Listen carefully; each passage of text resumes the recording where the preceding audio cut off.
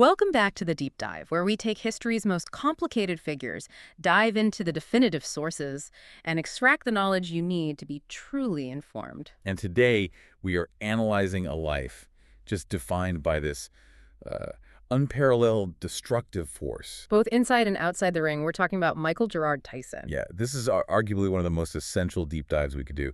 Mike Tyson is so much more than a legendary boxer. He's, a profound study in that tension between raw talent and self-destruction. Our sources for this really cover his entire history. We're tracing this dramatic, almost chaotic arc from his childhood in Brooklyn all the way to his reign as the baddest man on the planet. And then his eventual transformation into this, multimedia icon he is today. So our mission today is really to unpack that duality. How does one person climb to the absolute peak of physical and professional achievement? We're talking one of the highest knockout-to-win percentages in heavyweight history. It's nearly 88%.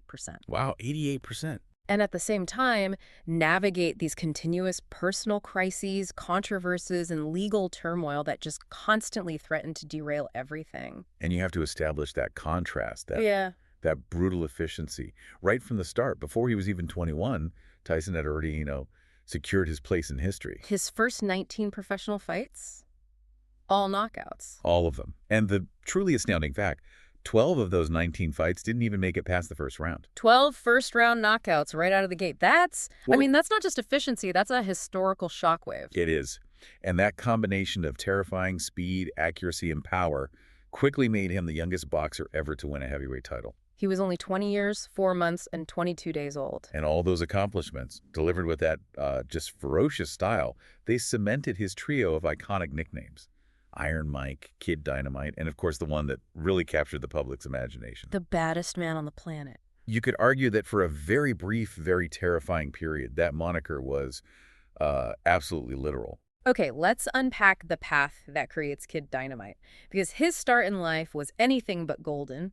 Born Michael Gerard Tyson in Brooklyn, New York in 1966. Yeah, his biography, it immediately introduces poverty and instability. He moved to Brownsville when he was about 10, a neighborhood that was, known for high crime and just very few opportunities. His early life was characterized by this deep, persistent lack of structure and a constant feeling of being threatened. He developed this, hair-trigger temper, which was made so much worse by the fact that he was often mocked for his lisp and his high-pitched voice. And that would instantly trigger fights. Instantly.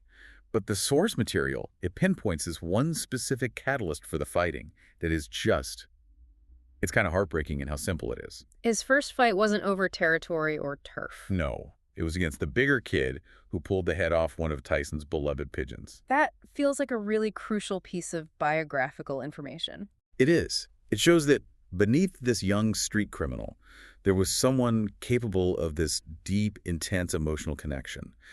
And that the fighting, at least at first, it came from a place of defending something vulnerable that he loved. But the legal system, they just saw a pattern, not a passion. He was repeatedly arrested for petty crimes and fighting, and the volume of it all is it's staggering. The source material indicates that by the age of 13, he had been arrested 38 times. 38 times. That speaks to a system and a child really at a breaking point. It does. And thankfully, that trajectory was broken when he ended up at the Tryon School for Boys. There, his raw, explosive ability was finally channeled. Right. This is where Bobby Stewart comes in, a counselor and former boxer. Exactly. Stewart took notice, and he realized he wasn't looking at some hopeless delinquent, but, a rough diamond who just needed polishing. And Stewart provided the essential connection. He introduced Tyson to Cus D'Amato. And this moment, it changes everything. D'Amato, the legendary trainer who would handle Floyd Patterson, he takes Tyson in. And when Tyson's mother died when he was 16, D'Amato becomes his legal guardian. he didn't just become a trainer. He became the moral, the intellectual, the emotional foundation that Tyson had lacked his entire life. He wasn't just teaching boxing. He was instilling a philosophy. Tyson himself later reflected on his mother, saying, "She only knew me as being a wild kid running the streets, coming home with new clothes that she knew I didn't pay for." Yeah, the tragedy is she never got to see the redemption that D'Amato provided. And D'Amato and his assistant, Kevin Rooney, they were the architects of that redemption. They cultivated that unique and frankly intimidating peekaboo style. Can you elaborate on that a bit? For those who aren't familiar, why was that style so devastating for a heavyweight? Absolutely. The peekaboo style is all about supreme defense and calculated aggression. The hands are held high, really tight to the face, that's the peekaboo part, while the fighter constantly moves his head side to side. Slipping and weaving the opponent's punches. Exactly. And because Tyson was a bit shorter for a heavyweight, this style was perfected to let him close the distance safely. So it completely neutralized the reach advantage that most heavyweights would have on him. Precisely. But the offense, that was the true innovation. The explosive power in his hooks and his uppercuts came from this technique of crouching slightly before throwing the punch. This is what engaged the powerful muscles in his legs, right? The spring, as the source calls it. That's it. It transferred the maximum kinetic energy into the blow. It gave him this incredibly low center of gravity, which made him almost impossible to hit cleanly, while allowing him to just unleash devastating short-range power. So it turned his perceived weakness, his height, into his greatest strength. It let him be fast and deadly on the inside. His amateur success followed very quickly after that. Gold medals in the 1981 and 82 Junior Olympics, and his professional debut was just after his 18th birthday in March 1985. He defeated Hector Mercedes via a first-round TKO. But just 8 months later, that critical anchor in his life was just ripped away. Customato died in November 1985. And the sources they're unified on this. They speculate that this was the most pivotal loss of Tyson's young life. It created this vacuum that was just never truly filled. D'Amato wasn't just training his body. He was training his mind and his behavior. Exactly. But without D'Amato, the professional train just kept moving forward with this relentless force, thanks to the momentum that D'Amato had already created. In his first year, he had 15 professional bouts. Overall, he won 26 of his first 28 fights by KO or TKO, with 16 of those ending immediately in the first round. The sheer volume and the speed of those victories, it created this illusion of invincibility. But if you look closely at the records, you do find these surprising moments of vulnerability. Yeah, Tyson himself cited a fight against Jose Rebalta in 1986. It went 10 rounds, ended in a TKO, but he called it his toughest early fight. What stands out about that one? I mean, Rebalta wasn't exactly a world beater, yet Tyson felt he was the toughest. It was a test of endurance, not skill. Tyson reflected that he hit Rebalta with absolutely everything, and Rebalta just took everything and kept coming back for more. And Rebalta also connected with some hard body blows, right? I read that it left Tyson nauseous for hours after the fight. It did. And the sources suggest that for Tyson, facing a man who simply would not fall, a true test of his stamina and durability, was psychologically and physically way more draining than just the quick, spectacular knockouts he was used to. That's a great nugget. It connects his greatest distress not to a hard puncher, but to a durable opponent. And that dominance, it crescendoed to his first shot at a major title. That's right. On November 23, 1986, he faced Trevor Berbick for the WBC Heavyweight Championship. Berbick was dismantled. The fight ended via TKO in the second round. At 20 years old, he had done it. Youngest champion ever. And the accolades were just immediate and astronomical. Donald Saunders, commenting on the state of boxing at the time, he suggested that the sport could cease worrying about its immediate future. Because they had found a champion fit to stand alongside legends like Jack Dempsey, Joe Louis, and Muhammad Ali, he was just instantaneously history. So once he had that WBC belt, the goal became comprehensive domination. He wanted to achieve undisputed status. And for those who aren't familiar with boxing governance, we are talking about holding all three of the major sanctioning body belts at the same time, the WBC, the WBA, and the IBF. And that quest for unification was just. It was executed with a military-like speed. In March 1987, he defeated James Smith by unanimous decision to add the WBA title. Then, just 5 months later, in August '87, he beat Tony Tucker, also by unanimous decision, to claim the IBF title. And this achievement made him the first heavyweight ever to simultaneously hold all three major belts, and the only heavyweight to successfully unify them in successive fashion. The media quickly and, accurately labeled this era Tyson Mania. He seemed untouchable, a global icon of destructive power. He demonstrated this by continuing his reign, including a TKO victory over the 1984 Olympic gold medalist Tyrell Biggs in 1987. But the real statement of his generational dominance, that came in January 1988. when he faced the legendary former champion Larry Holmes. Holmes was a titan of the previous era, but Tyson didn't just beat him. He defeated him by TKO in the fourth round. He administered the only knockout loss Holmes would ever suffer in 75 professional bouts. It was a clear passing of the torch, just executed via explosion. And if the Holmes fight was the statement, the Michael Spinks fight was the definitive period on the sentence.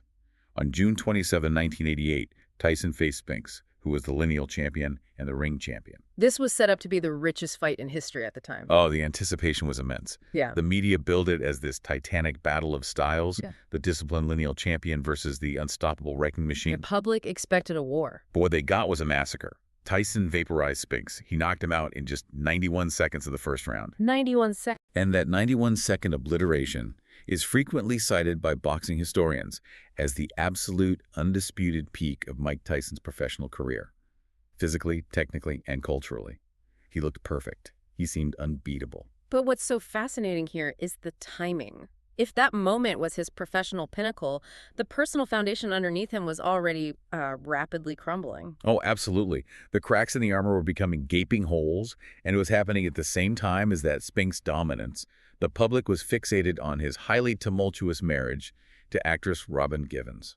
The relationship was marked by extreme volatility, leading to these allegations of spousal abuse and mental instability on Tyson's part.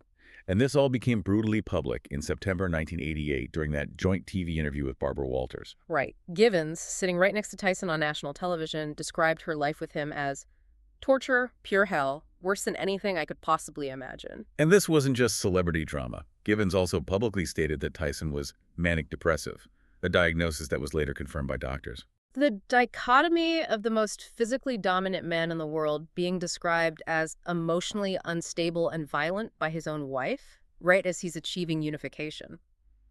It was just shocking to the public consciousness. And they separated a few months later, in February 1989. And the professional team that had built him was disintegrating just as quickly as his marriage. After D'Amato's death, manager Bill Caton was gone. And critically, Tyson fired his longtime trainer, Kevin Rooney, in late 1988. And this is where you see the immediate measurable impact of losing that guidance.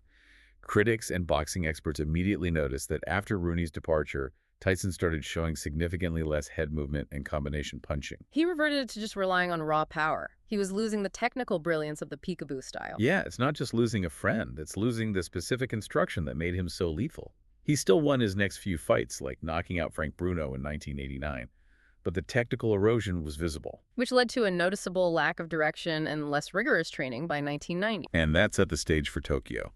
On February 11th, 1990, Tyson lost the undisputed championship to James "Buster" Douglas.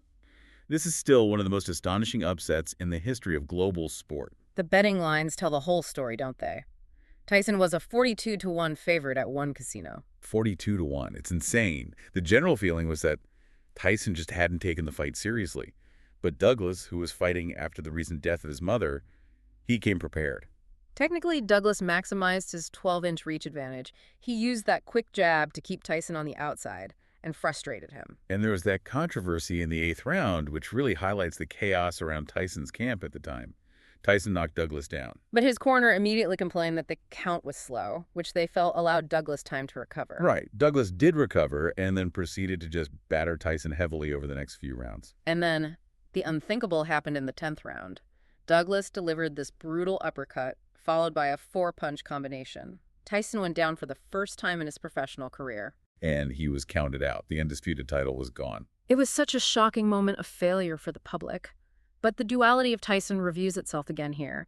He later claimed that losing to Douglas was the greatest moment of his entire career. That is a staggering claim. Why would the most humiliating moment be his greatest? Well, because, as he stated, I needed that fight to make me a better person and fighter.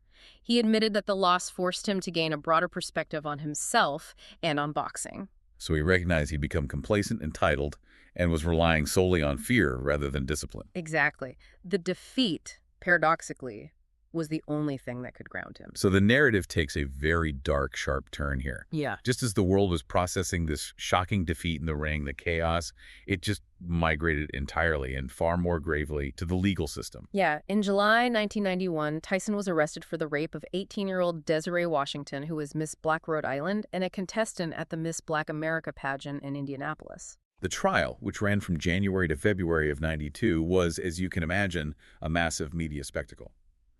Washington provided this detailed testimony that Tyson picked her up, took her to his room, and forced himself on her. She described him as mean, evil. And the prosecution, they built a strong case with corroborating evidence. Crucially, Tyson's chauffeur, Virginia Foster, testified that she saw Washington in a state of shock afterward. Even more damning, Foster provided testimony that Tyson had previously tried to sexually assault her. He lured her to his room, tried to touch her, and then exposed himself. And this wasn't just eyewitness accounts. There was medical testimony.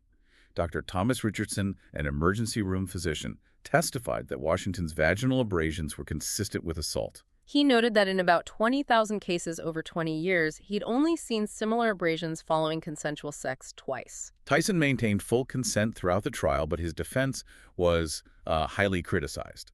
Lead counsel Vincent J. Fuller was accused of handling the case more like a first-year law student and making ill-fated decisions, Including failing to aggressively challenge certain inconsistencies in Washington's testimony. So the outcome was conviction. On February 10th, 1992, Tyson was convicted and sentenced to 6 years in prison with 4 years of probation. He was released in March 1995 after serving just under 3 years. And we really have to emphasize a significant lasting consequence here. Due to this conviction, Tyson is required to register as a Tier 2 sex offender under federal law. And for context, Tier 2 registration requires the offender to update the registration information with law enforcement every 6 months for 25 years. This is a life-altering legal status that just runs parallel to his sports legacy.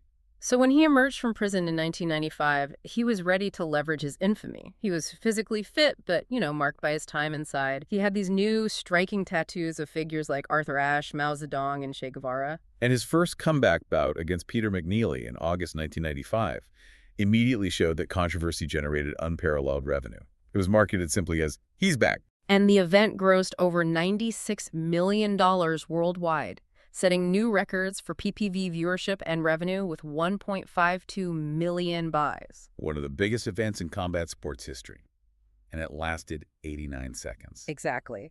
The speed and the financial return immediately drew heavy criticism that his opponents were tomato cans, fighters who were intentionally chosen to ensure a rapid, guaranteed knockout. Just to get a maximum financial return on his incarceration, rather than, genuine competition. That momentum was enough to propel him back toward the titles, though. In March 1996, he defeated Frank Bruno again via TKO in the third round to regain the WBC title. And in September '96, he took the WBA belt by defeating Bruce Seldon in the first round. The Seldon fight was another controversy, wasn't it? Seldon was ridiculed in the media for seemingly collapsing from these, innocuous punches. Yeah, there was widespread speculation that Seldon took a dive.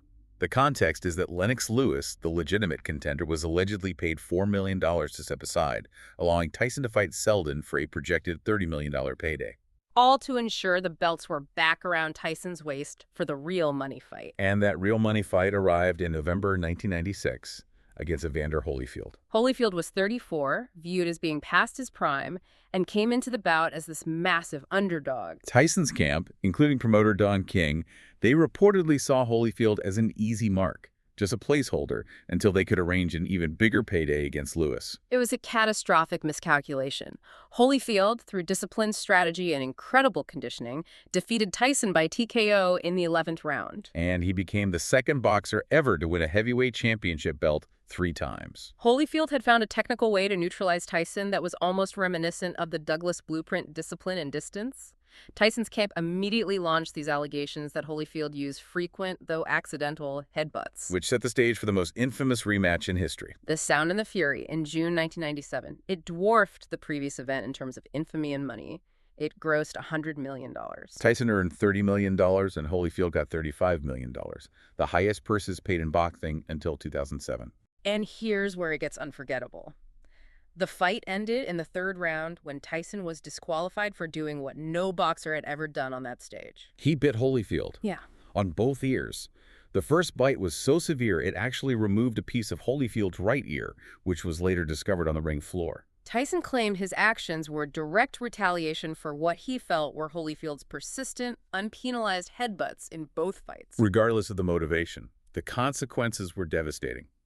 The Nevada State Athletic Commission rescinded his boxing license, fined him $3 million, and withheld another $3 million from his purse. $3 million gone with a single insane action.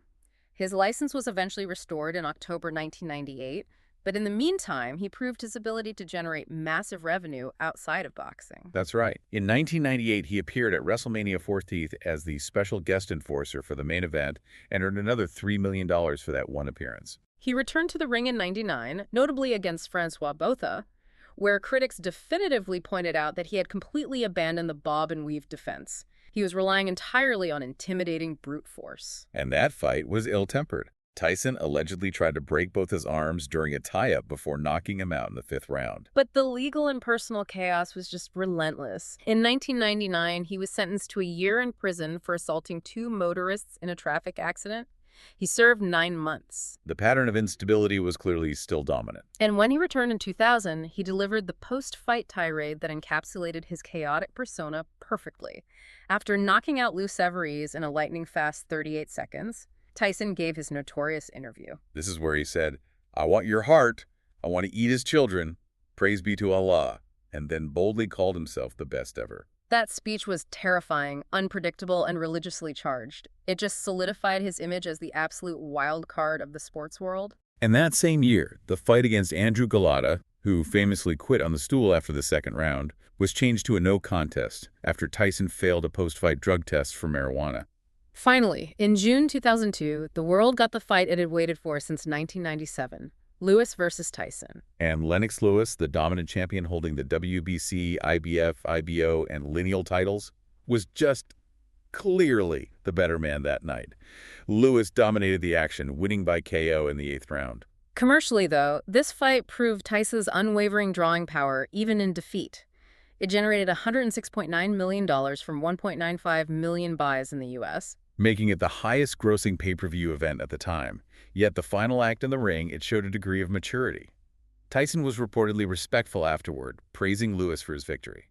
Following that loss to Lewis, Tyson's professional career was visibly in decline. It was characterized by this mix of brief flashes of brilliance and a growing lack of commitment to training. His final professional victory came in February 2003 against Clifford Etienne in just 49 seconds of the 1st round. Even this victory was overshadowed by his personal life, right?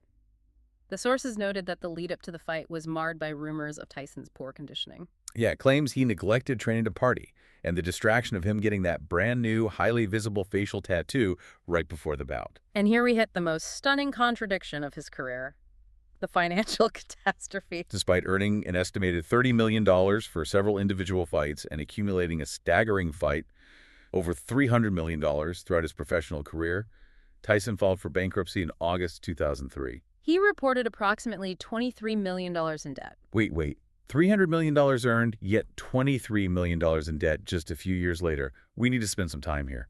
How does that level of wealth just evaporate so quickly? It's a combination of financial mismanagement, astronomical spending, and legal liabilities.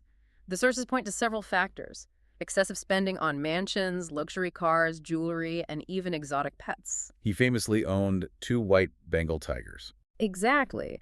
And on top of that, he was saddled with massive legal fees from his divorce, the sexual assault conviction, and numerous other lawsuits. And crucially, the sources imply financial exploitation by others, particularly regarding his relationship with Don King. Yes. Tyson later won a settlement against King for an alleged $100 million in embezzlement, though he only received a small fraction of that amount.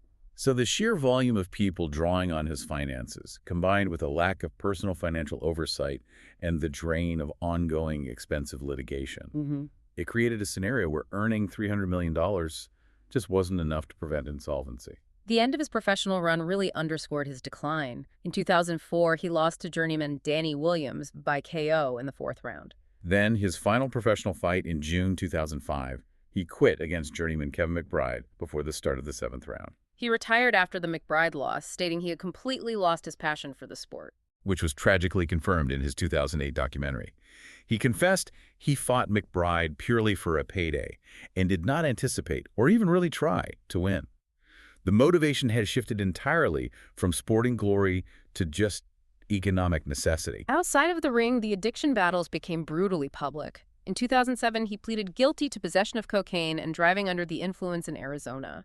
And he admitted to having used cocaine that day and acknowledged his addiction to the drug.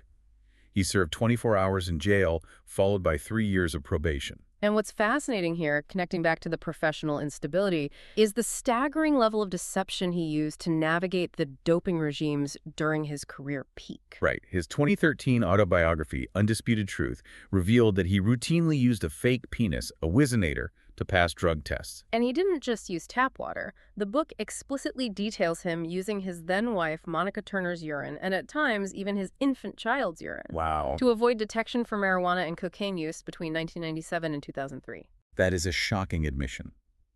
It provides incredible context regarding the pressure to compete while battling addiction and the lengths athletes will go to deceive drug testers. It just underscores the chaos that was ongoing during his post-prison comeback years, and the vulnerability continued into his personal life. In August 2013, he publicly admitted, "I'm on the verge of dying because I'm a vicious alcoholic," confessing that he had been lying about his sobriety. He has since sought healthier avenues, though, including philosophy and diet. For 4 years, he adopted a vegan diet. Though he is no longer strictly vegan, he claimed that red meat specifically made him very sick, and even speculated that the diet played a role in his past behavior. He said it might explain why he was so crazy before. On the religious side, the media often misreported his conversion, while many believed he converted while he was incarcerated. Tyson clarified that he became a Muslim before he ever entered prison in 1992. He later undertook the Islamic pilgrimage, Umrah, in both 2010 and 2022.